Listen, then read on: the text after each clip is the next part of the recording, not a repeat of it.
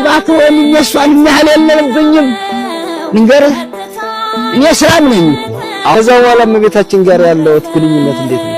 እኔማ የዘርኩኝ የጠበኩኝ ገደም ያልኩ ጊዜ አይዞህ ሆዲህ ምንም የለተላል እንደዚህ እንዴታ እንደዚህ ያዋታል እንዴታ እውነት ይሞት እንግዲህ በማን ነው? እኔ እኮ ማርያምን ነው የምለው እሱ እኔ አሁን ኧረ እባክህ ወንድሜ እሷን ያህል የለብኝም ንገርህ እኔ ሰላም ነኝ አሁንም ሙስሊም ነው?